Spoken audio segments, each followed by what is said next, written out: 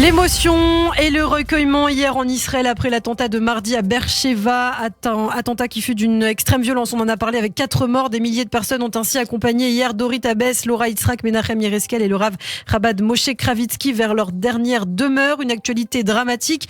On va en parler aujourd'hui, également aborder plusieurs dossiers d'ordre diplomatique sur la scène internationale, qu'il s'agisse de l'Iran ou encore de l'Ukraine. Et pour en parler, justement, nous accueillons notre invité, Emmanuel Navon, professeur de relations internationales à l'université de Tel Aviv. Bonjour. Bonjour. Merci beaucoup d'être avec nous aujourd'hui sur Radio J. Vous publiez récemment également L'Étoile et le Spectre, histoire diplomatique d'Israël aux éditions Hermann. Et une préface d'ailleurs de l'actuel président de l'État d'Israël, Yitzhak Herzog. On aura l'occasion d'en reparler sur Radio J. Alors peut-être déjà, Emmanuel Navon, un mot de ce qui s'est passé en Israël en ce début de semaine. Un attentat terroriste commis par un bédouin, un arabe israélien. Donc un attentat qui finalement n'a pas été commis par un arabe des territoires ou un arabe de Gaza. On sait que la relation entre Israël et les Bédouins est assez complexe aujourd'hui, au-delà de l'acte terroriste ignoble qui s'est déroulé. Aujourd'hui, on peut constater quand même qu'il y a une augmentation de la violence dans le secteur arabe israélien, notamment dans la société bédouine. Comment analyser aujourd'hui cette situation et cette attaque, Emmanuel Navon ? Alors d'abord, n'oubliez pas que ce terroriste avait des liens avec l'État islamique. Il avait été déjà condamné par la justice israélienne, puis relaxé. Alors, il y a certaines tendances au sein du mouvement de la population bédouine en Israël qui, effectivement, se sont radicalisées ces dernières années. Mais d'un autre côté, je vous rappelle tout de même qu'il y a également dans l'actuelle coalition du gouvernement israélien le parti de Mansour Abbas, dont la base électorale est, entre autres, les Bédouins du Negev. Et Mansour Abbas, hier, a fermement condamné cet attentat. On a appelé à la cohabitation entre juifs et arabes et entre bédouins également, et lui a qualifié cet attentat d'attentat criminel et il n'a pas utilisé de guillemets, contrairement au Monde et à Libération. Oui, c'est ce qu'on a entendu aussi, les critiques notamment du monde israélien, de ceux qui habitent à côté des Bédouins. Ils ont accusé notamment le gouvernement Bennett de les avoir abandonnés et de pactiser aussi avec certains membres du gouvernement, certains membres par exemple de la liste arabe unie. Encore une fois, Mansour Abbas, comme je l'ai dit, a condamné cet attentat. Ceux qui formulent ces critiques ont été au pouvoir pendant 12 ans et n'ont absolument rien fait, j'insiste, n'ont rien fait pour résoudre les différents problèmes du Negev. Le fait que le Negev soit devenu un véritable Far West ces 15 dernières années, ouais. Où finalement l'État a perdu tous ses pouvoirs régaliens. Donc ceux qui formulent ces critiques aujourd'hui auraient pu, comme ils ne l'ont pas fait ces 15 dernières années, essayer de résoudre les problèmes du Negev, chose qui n'a malheureusement pas été faite et que l'actuel gouvernement essaie de faire. Alors l'autre actualité de ces derniers jours, Emmanuel Navon, c'est cette rencontre importante entre le Premier ministre israélien Naftali Bennett et le président égyptien Abdel Fattah al-Sisi. Ensemble, ils ont discuté, notamment aux côtés de Mohamed Ben Zayed, le prince des Émirats arabes unis. Alors quel était le sens et surtout les enjeux de cette rencontre ? Le sens, c'est avant tout un message. C'est un message vis-à-vis de l'Iran. Évidemment que cette rencontre a eu lieu, s'est tenue avec la coordination et le soutien des États-Unis.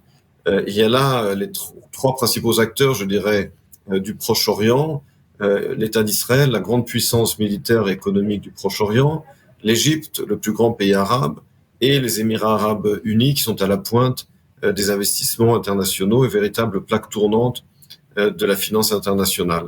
Ces 3 pays sont fermement opposés à l'impérialisme iranien, au programme militaire iranien, aux activités déstabilisatrices de l'Iran dans la région, qu'il s'agisse du Yémen, de l'Irak, de la Syrie et du Liban. Et alors même qu'un accord se dessine à Vienne, eh bien, il y a là un message très clair vis-à-vis de l'Iran, à savoir que l'Iran est isolé au Proche-Orient face à des puissances qui aujourd'hui sont alliées, et que même si l'Iran parvient à signer un accord nucléaire qui lui sera favorable, eh bien, l'Iran a en face de lui une coalition qui est très forte et soudée. Oui, on a entendu aussi les États-Unis dire que aujourd'hui c'était l'Iran qui avait les choses entre ses mains, les États-Unis qui ont aussi brandi la menace d'un plan B. Alors on a du mal à comprendre de quoi s'agit-il exactement ? Je pense que l'administration Biden n'a aucune illusion sur cet accord qui se dessine à Vienne.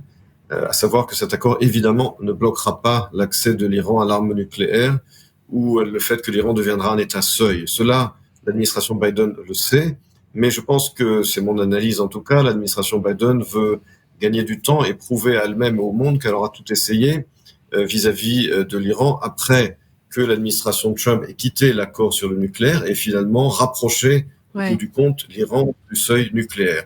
Donc je pense que l'administration Biden se prépare déjà au jour d'après, à savoir le jour où l'Iran sera un pays seuil, et bien quelle sera la stratégie américaine, en coordination évidemment avec ses alliés au Proche-Orient, dont les 3 que nous venons de rappeler. Alors, est-ce qu'Israël a des options finalement dans ce dossier? Est-ce qu'Israël a encore une marge de manœuvre pour mettre peut-être fin à cette menace iranienne? La menace iranienne n'est pas nouvelle. Elle existe depuis 1979 et depuis évidemment la reprise du programme nucléaire au début des années 2000. Mais ne nous faisons pas d'illusions, l'Iran est déjà un pays au seuil de l'arme nucléaire. Et cela, on ne peut pas l'empêcher. Même une intervention militaire à ce stade.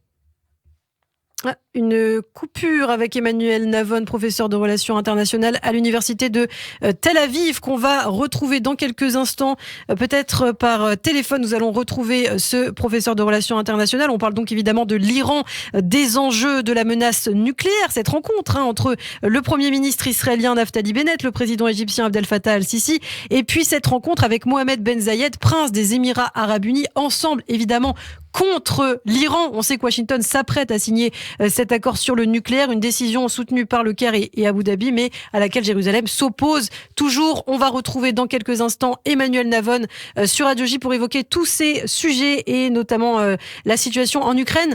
Emmanuel Navon, vous êtes toujours avec nous. On a eu une petite coupure. Alors, vous nous parliez justement des options d'Israël. Aujourd'hui, finalement, la menace nucléaire iranienne est là et n'a pas vocation à partir, quoi. Oui, c'est ce que je disais, c'est que l'Iran, il faut bien comprendre que l'Iran, ça n'est pas l'Irak de 1981. Il ne s'agit pas d'une centrale nucléaire fournie par une puissance étrangère. Il s'agit de plus de 20 ans de recherche-développement, de centrales qui sont dispersées à travers un pays immense et très profondément enterrées sous terre. Et donc, par conséquent, une opération militaire ne permettra pas de mettre fin à la capacité militaire iranienne. Donc, l'Iran, ceci dit, comprend tout à fait, comme tous les pays du monde, le concept de dissuasion et de dissuasion nucléaire, mais cette stratégie du jour d'après, elle est déjà évidemment, elle est déjà faite aujourd'hui, elle est mise en place par les États-Unis et ses alliés dans la région.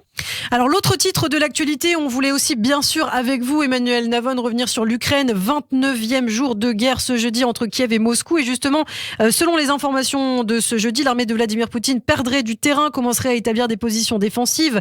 Alors avant de parler de la diplomatie qui est à l'œuvre, notamment avec Israël, la résistance reste forte quand même côté ukrainien. Est-ce que c'est quelque chose qui vous surprend?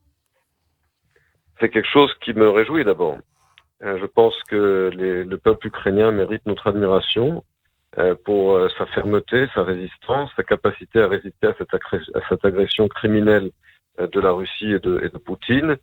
Et je pense que le peuple ukrainien et son dirigeant méritent notre admiration à tous, parce qu'ils ne se battent pas seulement pour leur pays et pour leur liberté, mais également pour la liberté et la sécurité du reste du continent européen. On a entendu le président ukrainien Volodymyr Zelensky s'exprimer face aux élus israéliens. C'était dimanche, discours qui n'a pas fait l'unanimité finalement, parce que voilà, le président ukrainien a utilisé des mots assez forts. Il a aussi reproché à Israël de ne pas suffisamment montrer son soutien à l'Ukraine. Est-ce que pour vous, ce sont des critiques légitimes?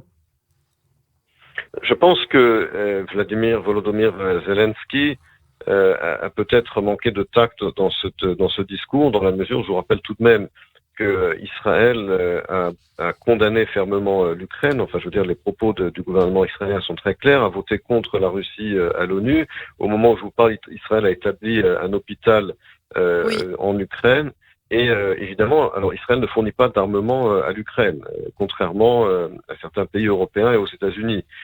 Pourquoi? Parce que tout simplement, nous avons également nos propres besoins sécuritaires, et que si nous franchissons ce pas, que l'Allemagne d'ailleurs n'a franchi qu'il y a à peu près 2 ou 3 semaines, eh bien cela nous fermerait notre capacité d'action en Syrie.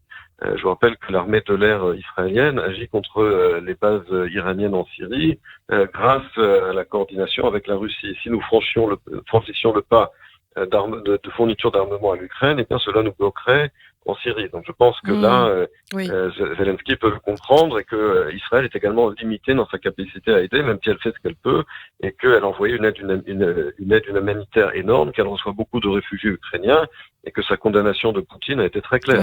Oui, absolument. Zelensky qui avait demandé notamment le déploiement du dôme de fer en Ukraine. Alors hier, le Premier ministre israélien Naftali Bennett et Vladimir Poutine, le président russe, se sont entretenus. On a l'impression qu'Israël est vraiment le médiateur, ou en tout cas un des médiateurs les plus importants dans ce conflit. On parlait même encore il y a quelques jours de négociations à Jérusalem. Alors pour l'instant, c'est un petit peu flou. Est-ce qu'aujourd'hui, c'est toujours le cas? Israël est-il le médiateur principal avec les États-Unis, bien sûr, dans ce conflit, quand on voit par exemple que d'autres intermédiaires arrivent, tels que la Turquie?